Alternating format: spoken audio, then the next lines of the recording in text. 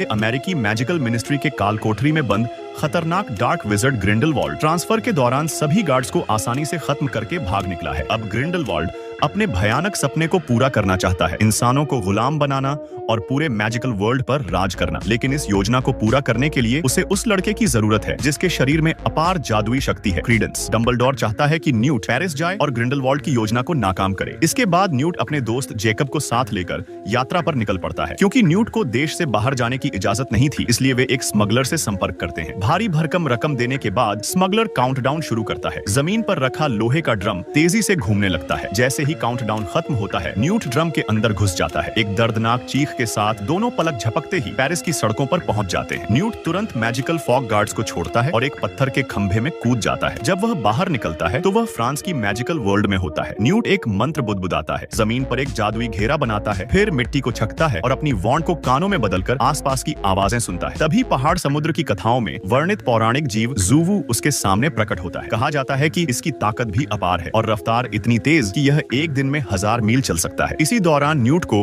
अपनी छुपी हुई मोहब्बत टीना की झलक भी दिख जाती है। वह जमीन से एक पंख उठाता है और उस पर ट्रैकिंग स्पेल डालता है। पंख की मदद से वे जल्द ही टीना तक पहुंच जाते हैं। उधर दूसरी ओर अपने असली अस्तित्व की सच्चाई जानने के लिए शक्तिशाली जादू वाला लड़का क्रीडेंस एक रहस्यमयी औरत के साथ उस जगह लौटता है जहां वह बचपन में रहा करता था और अपने पालने वालों को ढूंढता है। लेकिन डार्क विजर्ड ग्रिंडलवाल्ड पहले ही वहां अपने आदमी भेज चुका था। वह क्रीडेंस पर अचानक हमला करता है, लेकिन गलती से एक बूढ़ी औरत को घायल कर देता है। हालात बिगड़ते देख एक आदमी तुरंत जादुई सुरक्षा घेरा बना लेता है। इससे क्रीडेंस और भड़क उठता है और उसके अंदर की डार्क मैजिक पूरी ताकत से फूट पड़ती है। हमलावर समझ जाता है कि वह उसका मुकाबला नहीं कर सकता और एक झटके में टेलीपोर्ट होकर भाग जाता है। कुछ देर बाद दुखी क्रीडेंस खुद को संभाल लेता है, लेकिन कहानी यहीं खत्म नहीं होती। थोड़ी ही देर में ग्रिंडलवाल्ड खुद क्रीडेंस के पास आता है। वह उन्हें एक नक्शा देता है और कहता है कि अगर वे रात में नक्शे पर चिन्हित सेक्रेड टूम तक पहुंच जाए तो क्रीडेंस के जन्म का रहस्य खुल जाएगा। इसी समय आसमान में काले धुएं जैसी अनगिनत रेशमी धाराएं फैल जाती हैं। यह ग्रिंडलवाल्ड द्वारा अपने विजर्ड फॉलोअर्स को बुलाने का संकेत था। दूसरी ओर